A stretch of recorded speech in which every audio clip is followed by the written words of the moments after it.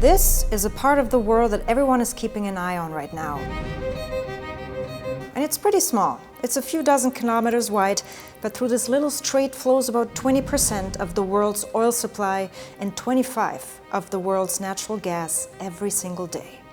And before the US-Iran war, if you zoomed into the strait on any given day, you would see about 100 ships squeezing through, with most of them carrying crude oil and other forms of energy that essentially run the world. We're talking about 20 million barrels of oil and over $2 billion worth of energy moving through this corridor daily.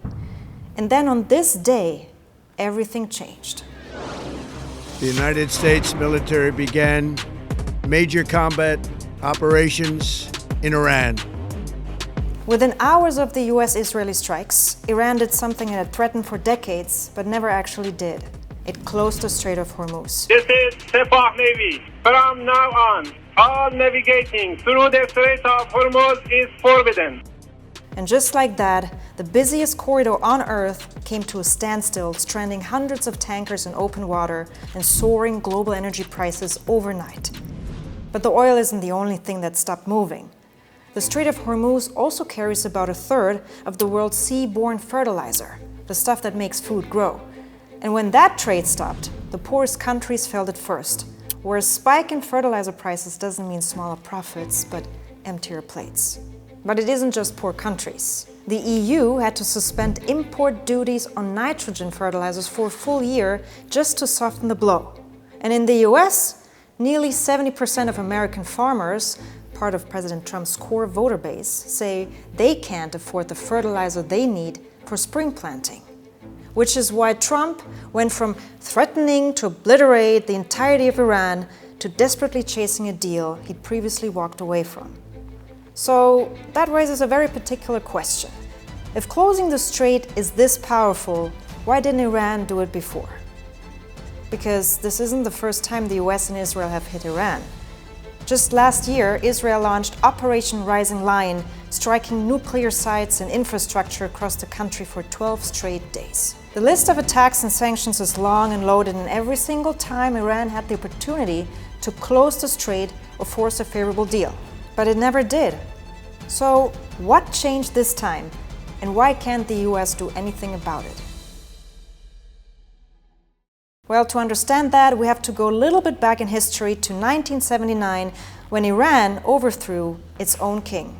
For decades, the country had been run by the Shah, a monarch propped up by the United States. And then, almost overnight, he was gone. In his place came something new, the Islamic Republic. Khomeini was being helped down the steps of his chartered Air France jet to set foot on Iranian ground for the first time in 15 years. And from the very beginning, this new regime had a goal that reached far past its own borders. It wanted to export its revolution.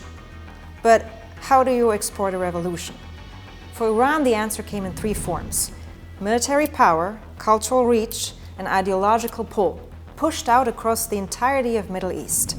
The plan was to set Iran up as the protector, the defender of Shia Muslims and of pretty much any group the regime decided was being oppressed. But underneath all of that sat one aim that mattered more than the rest: survival. Because Iran looked around the region and saw threats everywhere, especially the US and every government in the neighborhood that Washington called a friend. To Iran, it meant a fight just to keep existing. So the question became this: how do you take on the most powerful military on earth without going broke? And Iran found its answer. You don't fight the US head-on, you build a network. Friends, militias, armed groups spread across the region, all loyal to you, all willing to do the fighting on your behalf. And years later, that network would get a name: the Axis of Resistance. And it all started in one place, Lebanon, 1982, the year Israel sent its army across the border. So as the fighting got worse, Iran made its move. It sent in members of its brand new military force, the IRGC.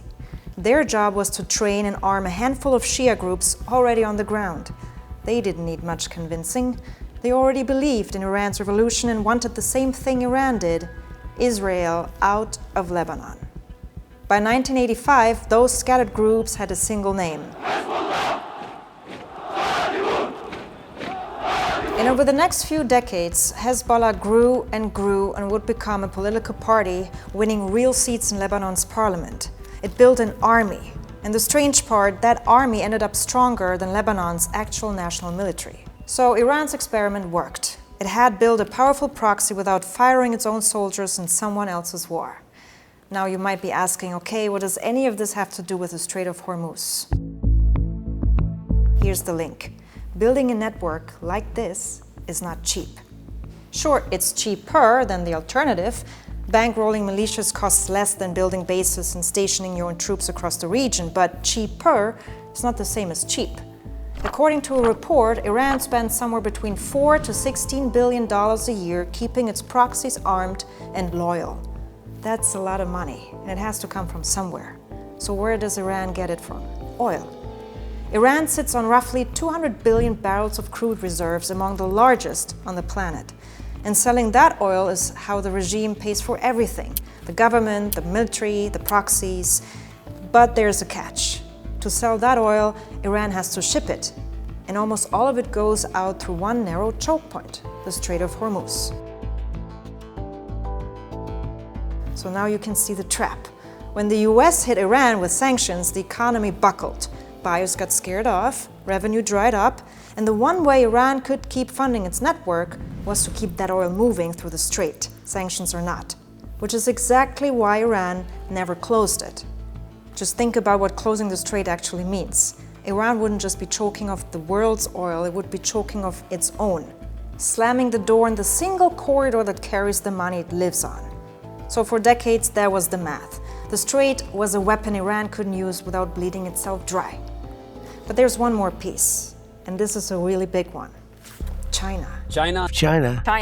To see why China matters, let's rewind a little bit. For most of the last 30 years, Iran's weapons came from one place, Russia. Since the 1990s, Moscow was Tehran's main arms dealer across the board, on the ground, in the air, at sea. Russia sent tanks, armored vehicles, anti-tank missiles, fighter jets, helicopters. Did I miss anything? I mean, it even backed Iran's nuclear program. And then Russia invaded Ukraine and everything shifted.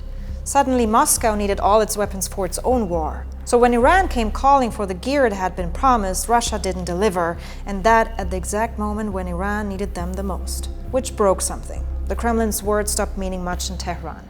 So Iran went looking for a new partner, and guess who was waiting? Beijing.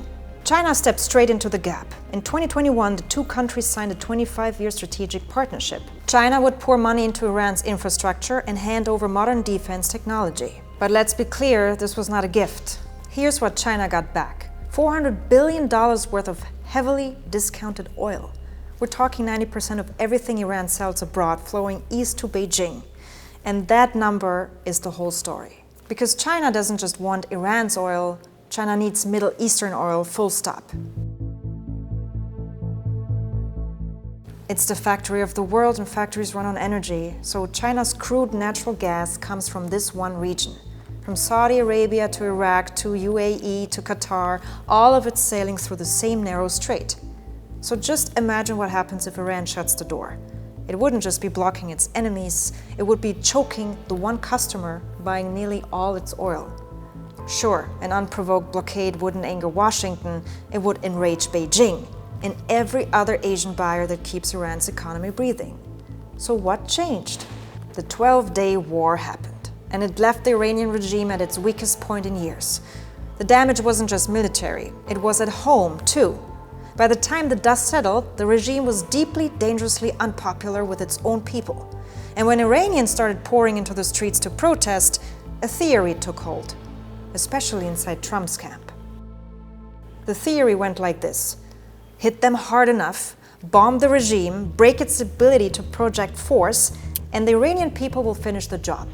They rise up and topple their own government. I mean, Trump even said it out loud, inviting them to do exactly that. When we are finished, take over your government. It will be yours to take. But that turned out to be a very expensive miscalculation, because here's what Trump missed. A regime willing to kill its own people just to hold on to power will do anything to hold on to power. Anything. And anything meant eventually closing the strait.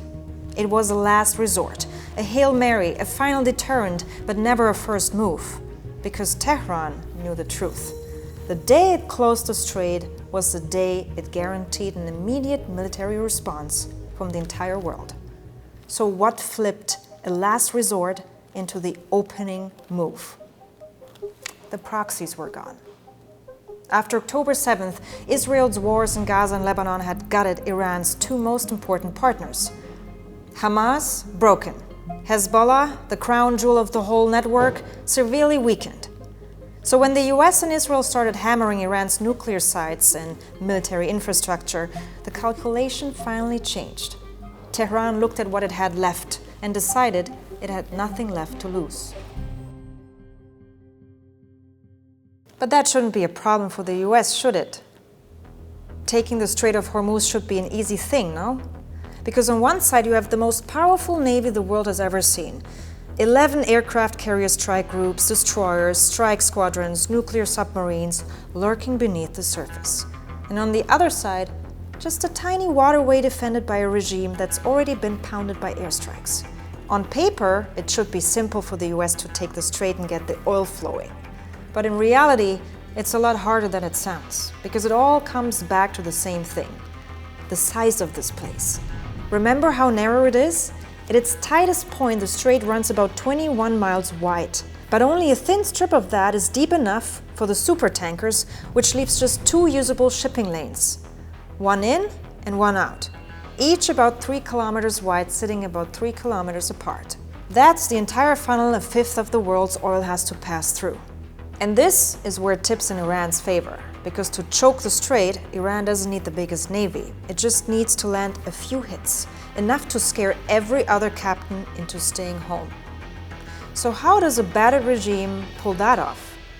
Start with the islands.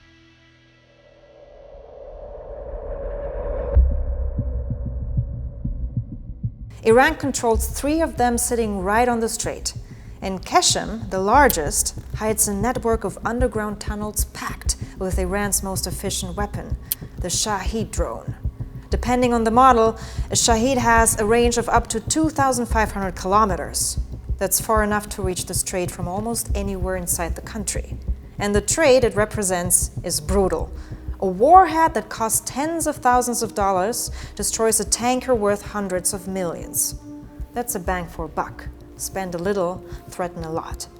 And then there are the mines. Iran is sitting on an estimated 6,000 of them, one of the largest stockpiles on Earth.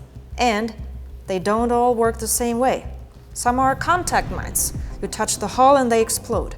Others wait on the seafloor, sensing a ship's magnetic signature or engine noise, and then detonate upward into the hull. Laying them is insultingly cheap. But the single biggest thing keeping tankers out of the strait isn't a drone or a mine, it's a piece of paper. Insurance.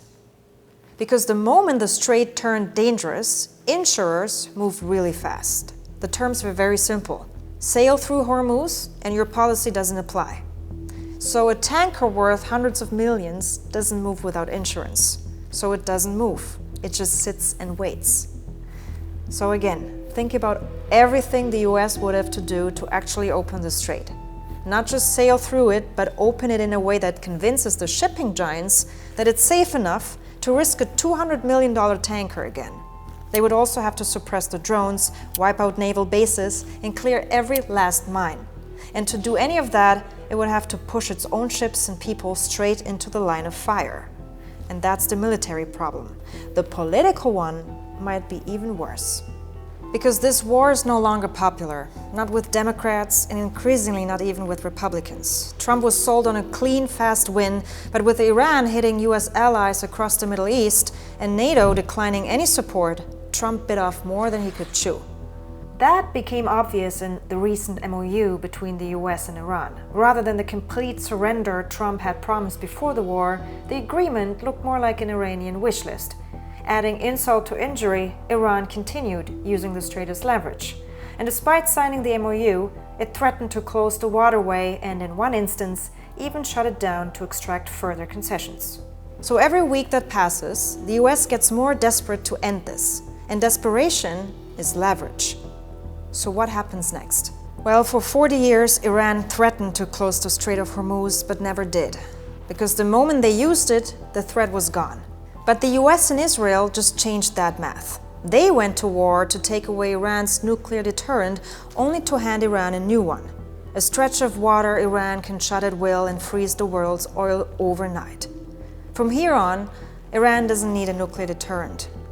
They have a 21-mile wide one, and every state with a choke point just watched it work.